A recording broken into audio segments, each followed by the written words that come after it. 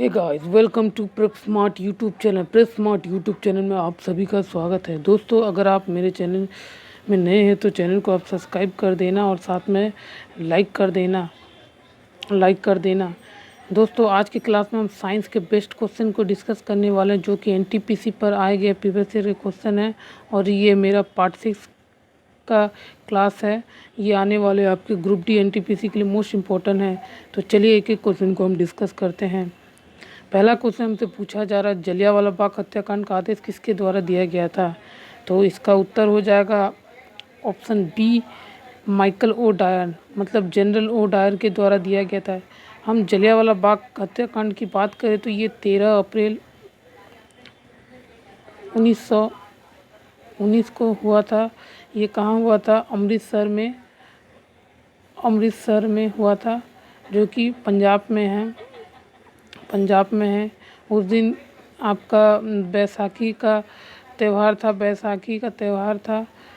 और उस समय एक कानून अंग्रेज द्वारा लाया गया था, जिसका नाम था रॉलेट एक्ट। इसको बोला जाता है काला कानून। और इसमें आदेश था कि उनका किसी को भी इकट्ठा नहीं होना है भीड़ में। तो उसका जनरल ऑर्डर का आदेश था, जो भी वो मेले में लोग थे तो ये अंधाधुन वो गोली चला दिया, जिसमें हज़ारों लोग का मृत्यु हो गया था। तो इसका उत्तर हो जाएगा बी। तो बढ़ते हैं अगला क्वेश्चन की ओर। अगला क्वेश्चन हमसे पूछा जा रहा है, ब्रह्मपुत्र नदी निम्न किस से होकर नहीं बहती है? पूछा है नहीं होकर। तो इसका उत्तर हो जाएगा नेपाल। चीन में बहती है, बांग्लादेश में बहती है, भारत में बहती है। तो चलिए इसको हम आप डिटेल में डिस्कस करते हैं। ब्रह्मपुत्र नदी की बात करें तो इसका ओरिजिन होता है यानलुंग, तिब्बत से होता है। तिब्बत जो कि चाइना में है। तिब्बत में इसको ये आपका सांगपो नाम से जाना जाता है। जब ये भारत में इंटर करती है तो इसे दिहांग नाम से जाना जाता है अरुणाचल प्रदेश में। और फिर ये भारत से होकर ये आपका जाता है बांग्लादेश में इसे जमुना नाम से जाना जाता है। तो और एक इम्पोर्टेंट सवाल है ब्रह्मपुत्र रिवर से, ये सबसे बड़ा लार्जेस्ट रिवर आइलैंड बनाता है, जिसका नाम है माजुली आइलैंड। इस बार एसएससी के पेपर में क्वेश्चन पूछा गया था माजुली आइलैंड, और ये कहाँ पर है? असम में है। ये मोस्ट इम्पोर्टेंट क्वेश्चन है दोस्तों, इसका आप एकदम याद कर लेना। उत्तर हो जाएगा नेपाल। बढ़ते हैं अगला सवाल की ओर। अगला सवाल में हमसे पूछा जा रहा है, रेडियम किस खनिज से प्राप्त किया जाता है? रेडियम जो है किस खनिज से प्राप्त किया जाता है?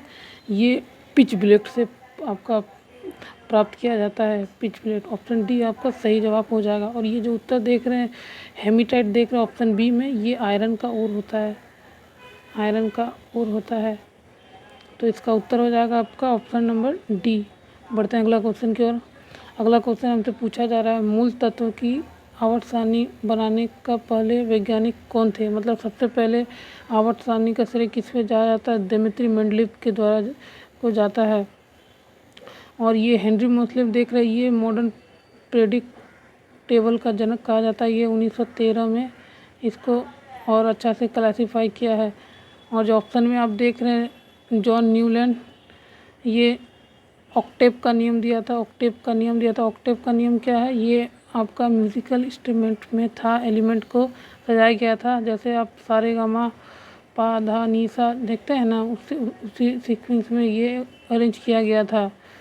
और मॉडर्न पीरियड टेबल में टोटल 7 पीरियड होते हैं एवं 18 ग्रुप होते हैं, ये आप याद रखना। और टोटल 118 एलिमेंट होते हैं। ये मोस्ट इम्पोर्टेंट है।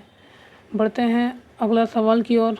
अगला सवाल में हमसे पूछा जा रहा है, वैज्ञानिक का नाम होमो सेपियंस का अर्थ क्या है? इसका नाम ऑप्शन हो जाएगा सी, बुद्धिमान आदमी। ह्यूमन का ही नाम है होमो सेपियन। ये इस बार एनटीपीसी 2021 के एग्ज़ाम में पूछा गया था, तो ये काफ़ी इम्पोर्टेंट हो जाता है ग्रुप डी के लिए भी। बढ़ते हैं अगला क्वेश्चन की ओर। अगला क्वेश्चन हमसे पूछा जा रहा है, निम्न से किस जर्मन वैज्ञानिक ने एक्सरे की खोज की थी। एक्सरे की खोज विलियम रोहिंटन ने किया था। एक्सरे क्या है दोस्तों? अगर आपके शरीर में अंदर पर हड्डी पर किसी तरह का फ्रैक्चर हो जाता है, उसका पता लगाने के लिए एक्सरे किया जाता है। तो इसका उत्तर आपका हो जाएगा ए ऑप्शन। बढ़ते हैं अगला क्वेश्चन की ओर। अगला क्वेश्चन हमसे पूछा जा रहा है NaCl किसका रासायनिक नाम है? ये नमक का है। पानी का रासायनिक नाम क्या है? H2O। इसका उत्तर हो जाएगा आपका सी ऑप्शन। बढ़ते हैं अगला क्वेश्चन की ओर। अगला क्वेश्चन हमसे पूछा जा रहा है निम्न में किस देश को 2011 में स्वतंत्रता प्राप्त हुआ? साउथ सूडान को 2011 में स्वतंत्रता प्राप्त हुआ। साउथ सूडान का कैपिटल की बात करें तो जुबा और करेंसी साउथ सूडान पाउंड है। ये आप याद रखना दोस्तों, काफ़ी महत्वपूर्ण है, स्टैटिक का सवाल है। बढ़ते हैं अगले क्वेश्चन की ओर।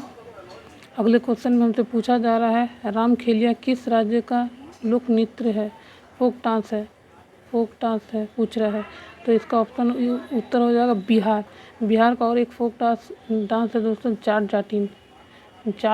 ये काफ़ी महत्वपूर्ण है, सारे एग्जाम में पूछता है जाट जाटिन। और केरला का एक लोक नृत्य है, केरला का मैं आपको बता दे रहा हूँ, मोहिनी अट्टम एवं कथकली।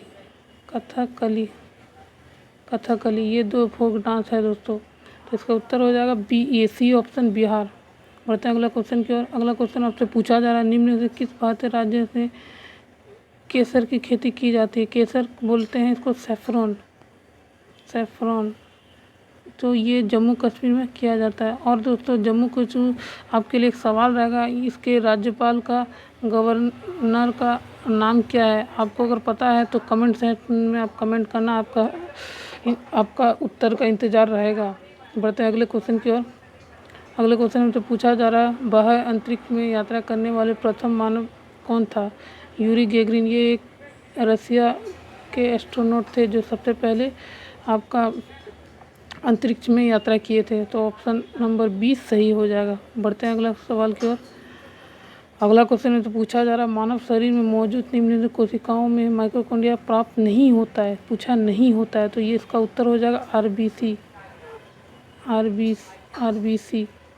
माइटोकॉन्ड्रिया नहीं पर। और दोस्तों माइटोकॉन्ड्रिया को power house of the cell भी कहा